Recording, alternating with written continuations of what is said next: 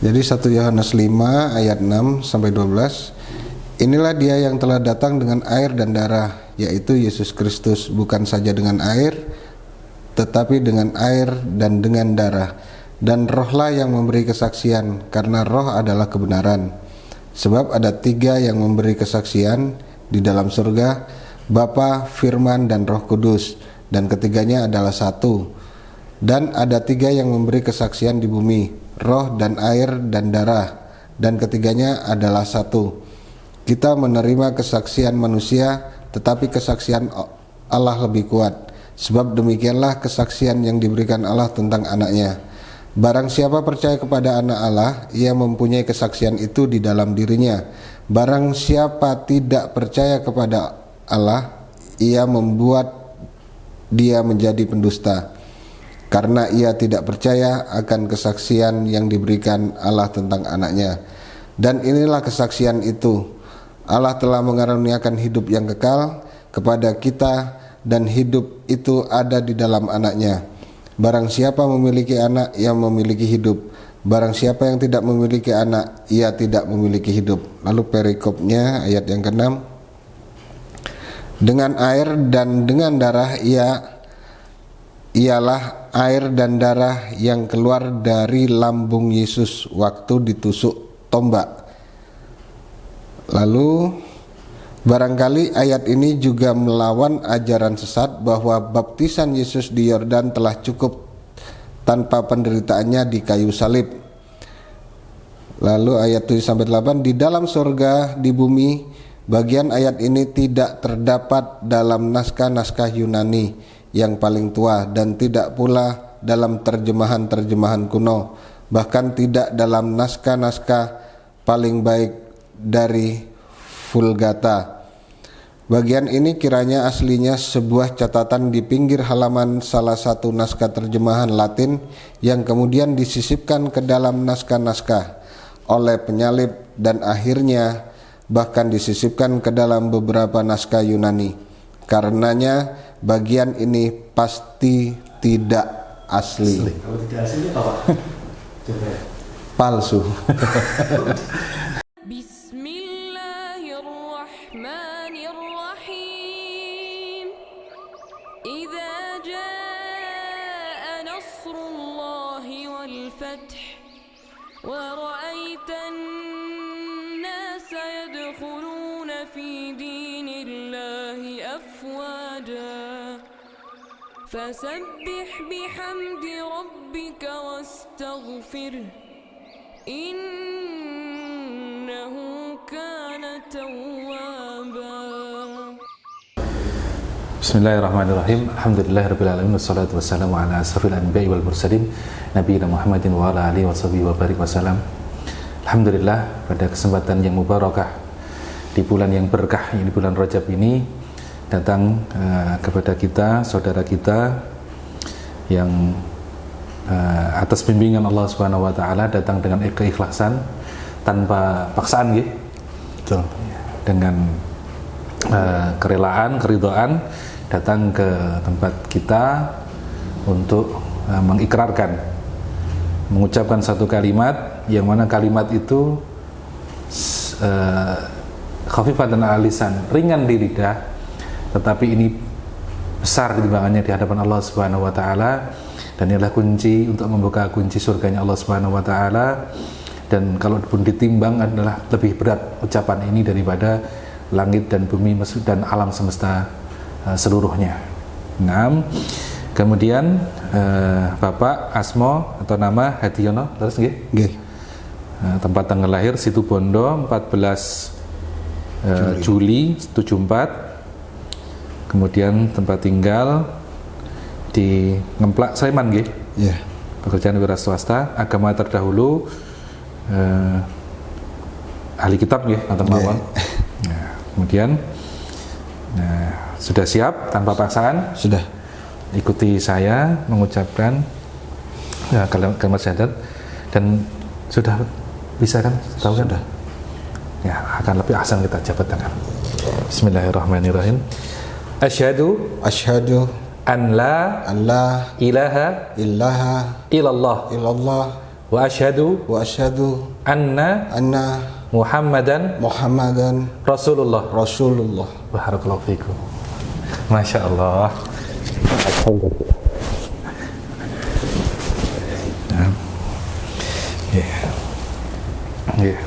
Kemudian kita baca lagi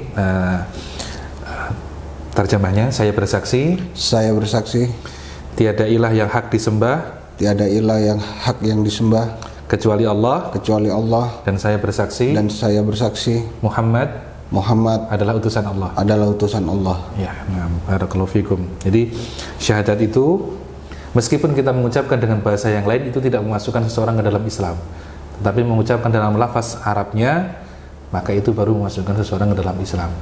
Maka seseorang yang meyakini bahwasanya tidak ada Tuhan yang hak disembah kecuali Allah dan Muhammad adalah utusan Allah, kalau dia meyakini seperti itu dan dia tidak mau mengucapkan dalam ucapan bahasa Arab, maka itu belum sah keislamannya.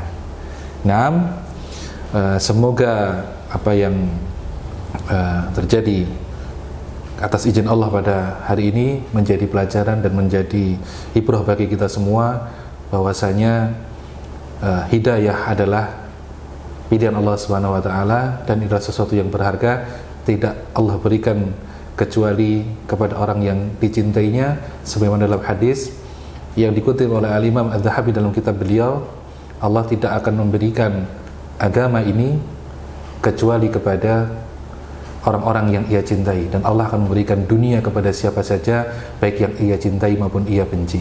Allah Ta'ala alam bisawab. Wassalamualaikum warahmatullahi Muhammadin wa ala alihi washabihi wa barik wasallam wa akhiru da'wana alhamdulillahi rabbil alamin.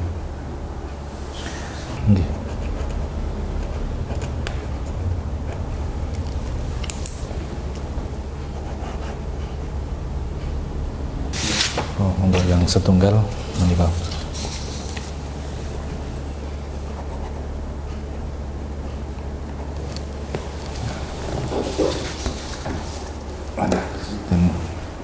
Menikah ada kenang-kenangan, dan meskipun kecil nilainya, tapi semoga ini menjadi bermanfaat dan berkah untuk jenengan. Alhamdulillah. Oh, ini juga ada titipan untuk jenengan. Terima kasih Ustaz. Merasa baru walaupun apa yang ada di sekitar saya tidak, ya akhirnya karena baru tidak membuat saya harus melihat lagi ke belakang gitu loh. Jadi saya entah apa ya, kayaknya anugerah banget gitu loh. Jadi tidak ada beban, tidak ada apa, ya sudahlah, beginilah memang, kalau memang kehendak Allah mau apa lagi gitu loh. Jadi di satu sisi saya bangga karena saya dipilih oleh Tuhan, dipilih oleh Allah. Di satu sisi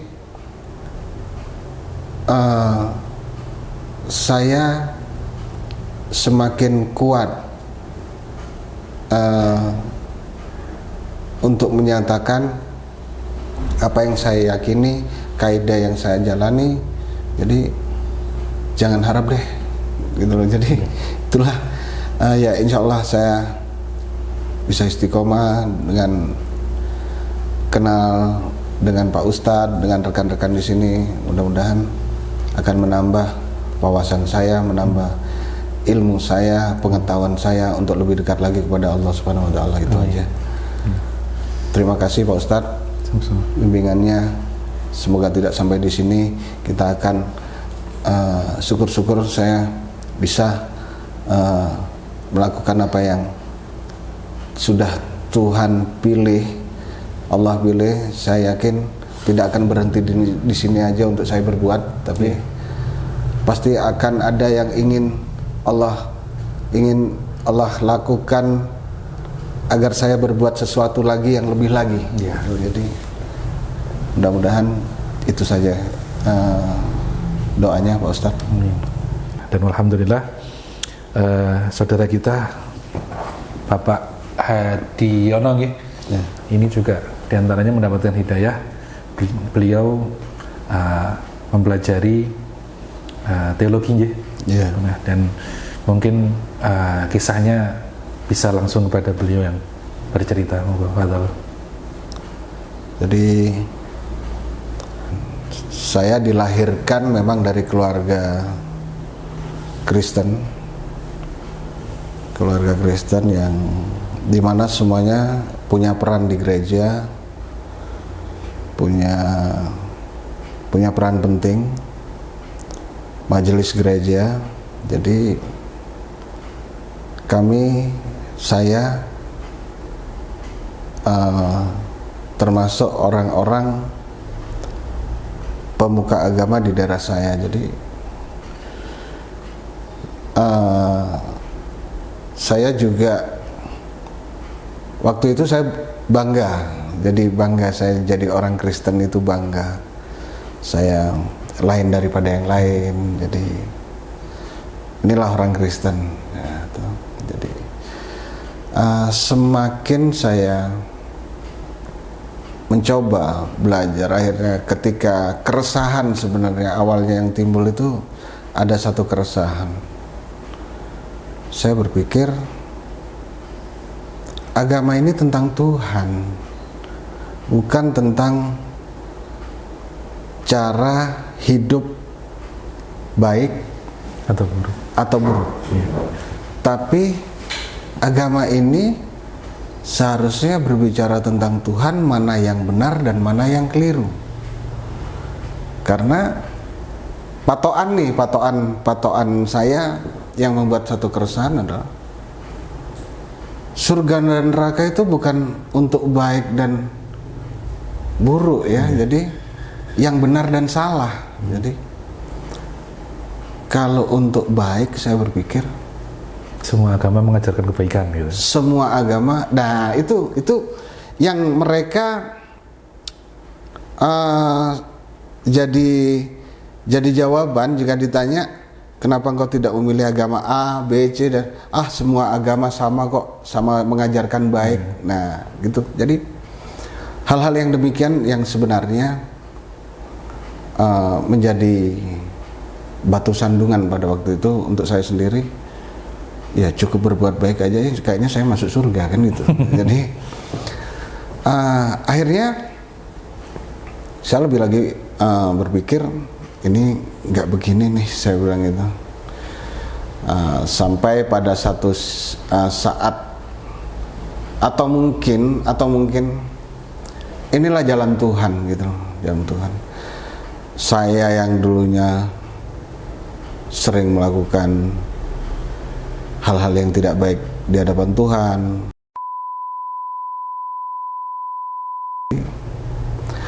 tapi itu saya lakukan tanpa beban. Jadi seolah-olah yang penting aku baik kok sama orang-orang, selesai.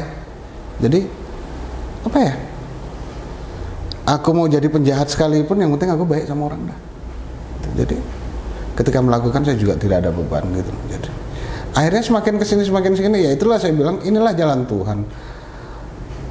Akhirnya saya ke Jogja, memutuskan ke Jogja. Maaf sebelumnya saya menikah dengan adat Kristen ya di gereja waktu itu. Oke. Dan sampai saya memiliki 2 orang anak. Jadi buat anak-anak saya juga, istri saya, mudah-mudahan kalian cepat mendapat hidayah. Amin. Jadi ketika anak-anak saya memilih sekolah, saya putuskan untuk di Jogja. Ya itulah jalan Tuhan, yang pekerjaan Tuhan yang tidak dapat kita selami, tidak dapat kita mengerti. Ketika saya di Jogja,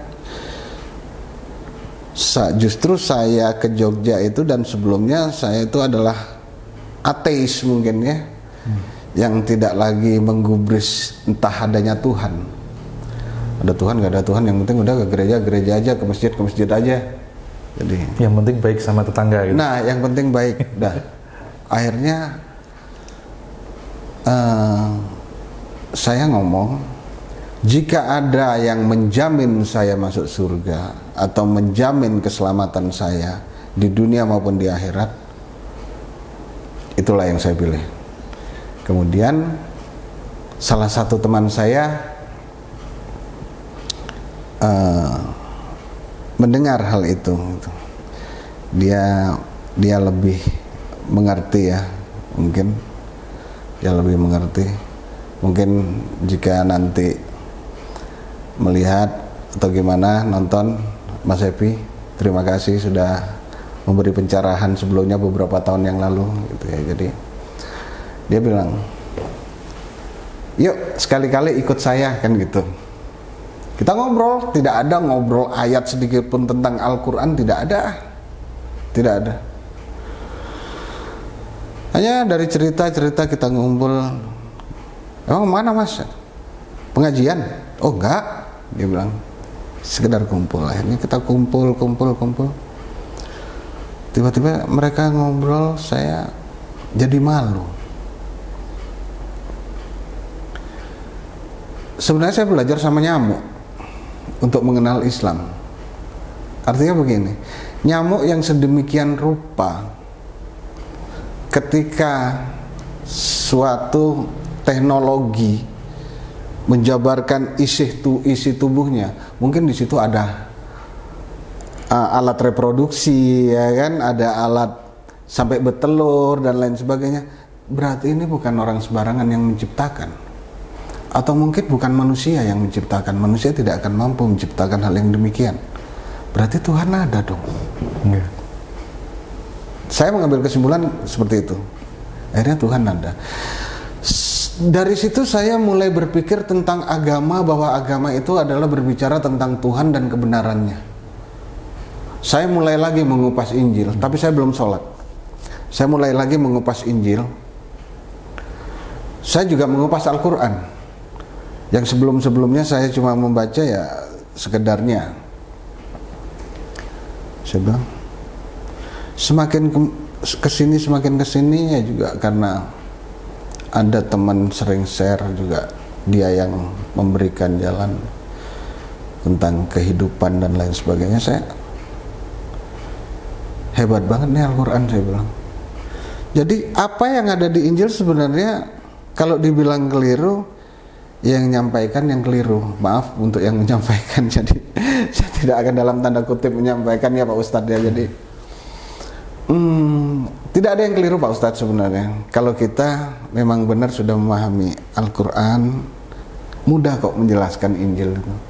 Jadi justru saya mengenal Islam itu bukan dari Al-Quran, justru dari Injil yang saya pahami setelah saya membaca Al-Quran. Nah, saya mengakui bahwa inilah kerja Tuhan, bukan sesuatu yang harus dilakukan dengan sesuka hati, tapi harus dilakukan ya dengan segenap hati. Ini Tuhan. Saya belajar Al-Quran, saya belajar. Nah, tiba konflik, ya. Mungkin ini yang satu keputusan yang memang sangat berat. 4 tahun yang lalu setelah saya memutuskan untuk lebih dalam ini, saya tawarkan pada istri saya, pengetahuannya seperti ini, kaidahnya seperti ini. Jadi ketika anggota keluarga saya memutuskan untuk tidak mengikuti apa yang saya lakukan, saya jalankan, saya jadi teringat kata Pak Ustadz tadi. Jadi ketika para nabi diberi ujian, entah itu istrinya, entah itu anaknya, mereka semua meninggalkan hanya demi nama Tuhan, kan gitu. Jadi ya yang saya bela kebenaran. Sampai saya waktu itu Pak Ustadz, jadi lucu ini, ketika saya memilih akidah Islam, pandangan mereka itu biar saya bisa nikah lagi gitu loh. Jadi sampai saya bikin perjanjian waktu itu Pak Ustadz, kalau saya menikah lagi saya tidak berhak atas aset-aset saya, semuanya itu menjadi hak kalian. Nah, akhirnya saya mau menunjukkan sama mereka, tanpa saya menikah lagi pun akan saya tinggalkan untuk membela kaidah yang saya jalankan. Tanpa saya menikah lagi nggak akan saya bawa apa-apa. Saya keluar dengan tersenyum. Jadi walaupun saat ini saya masih kadang di rumah, kadang di warung saya. Jadi kalau mereka berpikir saya egois, tapi egois saya karena Tuhan. Bukan karena siapa-siapa, bukan karena diri saya sendiri. Dalam tanda kutip, mereka menganggap dengan kacamata mereka bahwa orang Islam itu sangat mudah menikah lebih dari satu. Itu yang, nah, padahal untuk hal yang demikian, waduh, apa ya? Kalau hanya ingin memilih Islam hanya dengan alasan dan tanda kutip agar bisa menikah lebih dari satu, kok sepertinya ramai sekali ya. Naif ya, naif ya. Jadi nggak begitu. Ini sesuatu yang besar, kaidah yang saya jalankan, sesuatu yang besar yang harus dibela, bukan sekedar ingin menikah. Ini bukan lagi berbicara tentang interaksi sosial dengan manusia. Ini satu keputusan. Ya inilah aku sama Tuhan. Bukan lagi karena aku nggak enak sama kamu, aku nggak enak sama dia. Tidak. Ini loh, kan gitu. Mungkin sampai saat ini Pak Ustadz, jadi semakin segini saya memutuskan, ketika mereka memutuskan untuk tidak mengikuti akidah saya, disitulah saya juga berani mengambil keputusan saya hijrah. Gitu. Kemudian Allah Subhanahu wa Ta'ala juga sebenarnya sudah memberikan kepada kita clue atau tanda tentang hari-hari datangnya hari itu. Allah Subhanahu wa Ta'ala sebutkan, yauma yafirul mar'u min akhi wa ummihi wa abi wa sahibati wa bani. Hari di mana orang itu lari, dia tinggalkan saudara-saudaranya, dari istri dan anaknya, dari orang tuanya. Pada hari itu semuanya sibuk dengan urusannya sendiri-sendiri.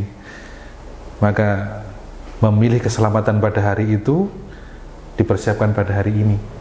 Pada hari-hari kita masih diberikan izin untuk hidup. Kita akan memilih di mana. Kalau kita nanti di hadapan Tuhan, di hadapan Allah Subhanahu wa Ta'ala itu tidak bingung, tidak kesusahan, ya kita mempersiapkan dengan mengimani sebagaimana diimani oleh para rasul-rasul terdahulu. Dan memang kerja Allah, kerja Tuhan itu unik. Sebagaimana tadi disebutkan dengan mempelajari kepada nyamuk. Allah Subhanahu wa Ta'ala sebutkan, innallaha la yastahi ayyadriba masalan ma ba'udatan fama fawqaha. Nah, Allah tidak malu membuat permisalan dari seekor nyamuk. Dan orang-orang yang beriman akan mengatakan, kami beriman dengan permisalan nyamuk saja. Sedangkan orang-orang yang kafir, mereka tidak beriman. Untuk apa Allah membuat permisalan seperti ini? Memang seperti itu. Jadi barakallahu fikum, hidayah itu datangnya kadang unik, kadang tidak disangka, dan posisi kita, urusan kita dengan Allah itu adalah mempersiapkan hari di mana kita akan memikirkan diri kita sendiri. Egois kepada Allah itu boleh. Nah, karena akan datang hari di mana kita atau orang-orang itu akan lari dari kita, dan kita pun lari dari mereka. Yauma yafirul mar'u min akhi wa ummihi wa abi wa sahibati wa bini likulli imri'in yauma idzin sya'nu yughni. Pada hari itu mereka sibuk dengan urusannya masing-masing. Naam wa ilahuna barakallahu fikum. Wallahu a'lam bishawab. Wassalamu ala nabiyina Muhammadin wa ala alihi wa sahbihi wa barik wasallam.